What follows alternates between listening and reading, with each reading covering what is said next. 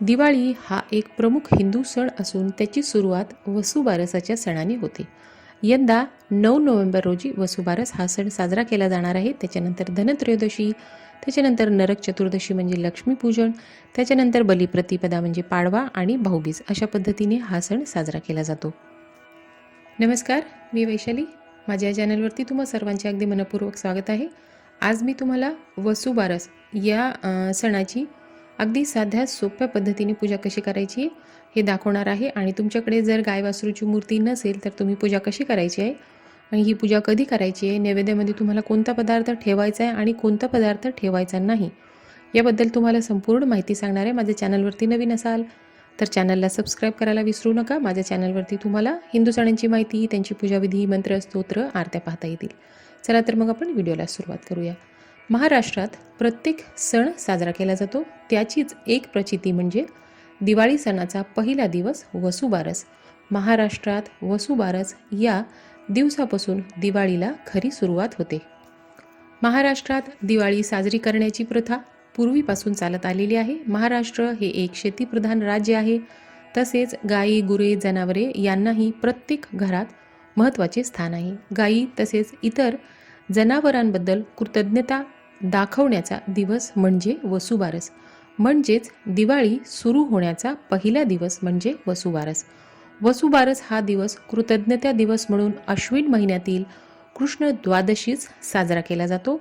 या द्वादशीस गोवत्स द्वादशी असेही म्हटले जाते. वसु या शब्दाचा अर्थ म्हणजे सूर्य, वसु या शब्दाचा अर्थ कुबेर, वसु या शब्दाचा अर्थ म्हणजे धन, द्रव्य आणि सर्वात महत्त्वाचा आध्यात्मिक अर्थ म्हणजे सर्वांमध्ये वास करणारा असा आहे. आणि बारस म्हणजे द्वादशीचा दिवस. वसुबारस कशी साजरी करायची तर गायी हा हिंदू संस्कृतीतील पवित्र प्राणी आहे. त्याची उपासना करण्याचा भारतात इतिहास आहे. वसुबारस या दिवशी गायीच्या तिच्या पाडसासह आणि आता तर त्यासोबत इतर प्राण्यांचीही सायंकाळी पूजा केली जाते. सौभाग्यवती स्त्रिया या सणाला वासरासह उभ्या असलेल्या गायीचा सन्मान म्हणून पुरणपोळीचा नैवेद्य गायीला आणि वासराला खाऊ घालतात. त्या अगोदर गायीच्या आणि वासराच्या पायावर पाणी घालून व त्याबरोबर हळदी, कुंकू, अक्षता वाहून त्यांची पूजा करतात. आरती ओवाळली जाते. वसुबारस या दिवशी ज्यांच्या घरी गाई वासरे आहेत त्या घरी लवकर उठून रांगोळी काढली जाते. सर्व देवी देवतांचे पूजन केले जाते. तुळशीचे पूजन केले जाते. काही ठिकाणी या दिवशी दूध आणि दुधापासून बनवलेले पदार्थ खाल्ले जात नाहीत. वसुबारस हा दिवस म्हणजे दिवाळीची सुरुवात असल्याने पुरणपोळीचं जेवण बनवलं जातं. काही स्त्रिया गरज वाटल्यास या दिवशी उपवास देखील पकडतात. वसुबारस साजरा करण्यामागे अजून एक माहिती अशी आहे की दिवाळीच्या जे आपला मध्यम जो काळ आहे त्यामध्ये वातावरणामध्ये अधिक प्रमाणात ऊर्जा निर्माण होत असते, ज्यामुळे वातावरणात अस्थिरता आणि प्रणालीत तापमान वाढ होते. हे टाळण्यासाठी म्हणून 100 कोटी देव जिच्या समावले आहेत अशी ही आपली गौमाता पूजन याचे पूजन केले जाते, जिच्यामध्ये देवाच्या दैवी किरण शोषण्याची कमाल क्षमता आहे. गाय देखील कृष्ण स्वरूपात प्रभूंचे प्रतिनिधित्व करते आणि म्हणून या दिवशी तिचे पूजन केले जाते. पौराणिक मान्यतेनुसार समुद्र मंथनातून 5 कामधेनू उत्पन्न झाल्या होत्या. त्यातून नंदा नावाच्या धेनूला म्हणजे गाईला उद्देशून हा सण साजरा केला जातो. 5 दिवसाच्या दिवाळी सणाची या दिवसापासून खरी सुरुवात होते. म्हणून या दिवसापासून अंगणात रांगोळी काढली जाते, दिवे लावले जातात, गोडधोडाचा नैवेद्य बनवला जातो. या दिवशी संध्याकाळी गाई आणि तिच्या वासराची पूजा केली जाते.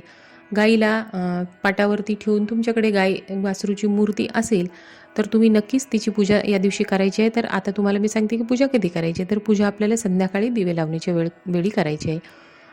वसुबारस जी आहे ती दिवाळीचा पहिला दिवस आहे, त्याच्यामुळे या दिवशी तुम्हाला छान आपल्या घरामध्ये दिवे लावायचे. आता देवघरापुढे तुम्ही दिवे लावा, मुख्य दरवाजावरती तुम्हाला लावायचे, तुळशीपुढे तुम्हाला दिवा लावायचा, छान रांगोळी काढायची, आकाशकंदील लावून घ्यायचा आहे आणि छान देवपूजा झाली सकाळी तुम्ही करून घ्यायची. फुले वगैरे वाहून नैवेद्य दाखवून संध्याकाळच्या वेळेला तुम्हाला गाय वासरूची पूजा करायची आहे.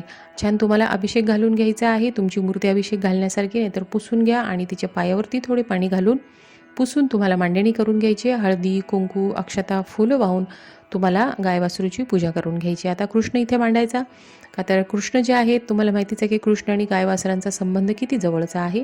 त्याच्यामुळे तुम्ही देवघराजवळ जर पूजा मांडणी करत असाल तर तुम्ही तिथे कृष्णाला सुद्धा अभिषेक घालून छान तिथे मांडणी करून पूजा करून त्यांनाही गंध, फूल, अक्षता, धूप, दीप, नैवेद्य दाखवून या दिवशी छान वसुबारसची पूजा तुम्हाला करायची आहे.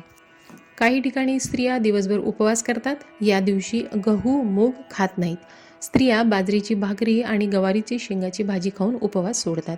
या दिवशी आपल्याला, आता तुम्हाला मी सुरुवातीला सांगितलं की नैवेद्य काय दाखवायचं, तर या दिवशी अजूनही गावाकडे ही पद्धत आहे की आपल्याला नैवेद्यामध्ये दूध आणि दुधापासून बनवलेले पदार्थ आणि तळलेले पदार्थ नैवेद्यामध्ये ठेवायचे नाही आहे आणि तव्यावर बनवलेले सुद्धा पदार्थ आपण या दिवशी खायचे नाही.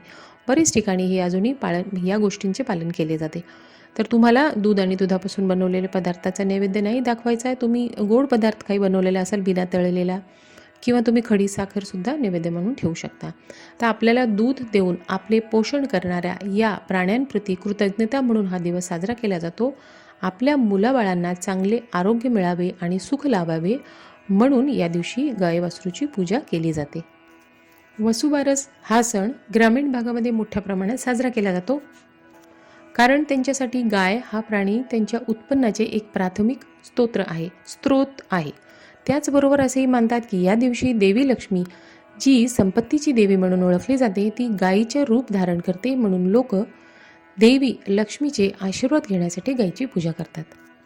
आता पूजाविधीबद्दल मी तुम्ही पाहताच आहे माझ्या व्हिडिओमध्ये की तुम्हाला छान सकाळी देवपूजा करून घ्यायची आहे. संध्याकाळच्या वेळेला, सकाळी तुम्ही जर गाय वासरूच्या मूर्तीला अभिषेक घालून घेतला असेल तर संध्याकाळी पूजन करताना तुम्हाला गायीच्या आणि वासराच्या पायावरती थोडेसे पाणी घालून त्यांना तिथे पुसून मांडणी करून घ्यायची आहे. हळदी, कुंकू, अक्षता, फुले वाहून पूजा करून घ्यायची आहे. नैवेद्य दाखवायचा आहे आणि छान अशी पूजा करायची आहे. या दिवशी तुम्ही दिवे लावायला मात्र विसरू नका आणि आरती करायची. संध्याकाळी दिवे लावणीच्या वेळी तुम्ही गणपती बाप्पाची आरती दररोज ज्याप्रमाणे करता त्याप्रमाणे तुम्हाला आरती करून घ्यायची. आता मी सांगते, तुमच्याकडे जर मूर्ती नसेल तर तुम्ही असं साचा, रांगोळीचा साचा भेटतो, त्यांनी तुम्ही पाटावरती तिथे देवघरापुढे असे साच्याने तुम्ही गाय वासरूची मूर्ती काढून घ्यायची आणि तिथेसुद्धा तुम्ही हळदी, कुंकू, अक्षता, फुले वाहून, दिवा लावून, पणत्या लावून अशी तुम्ही वसुबारसची पूजा संपन्न करू शकता. तर अगदी साध्या सोप्या पद्धतीने वसुबारसची पूजा करा. आणि माझ्या व्हिडिओतली माहिती तुम्हाला आवडली असेल, पूजाविधी आवडली असेल तर कमेंटमध्ये मला सांगा. आणि व्हिडिओ आवडला असेल तर लाईक, शेअर, सबस्क्राईब करायला विसरू नका. धन्यवाद.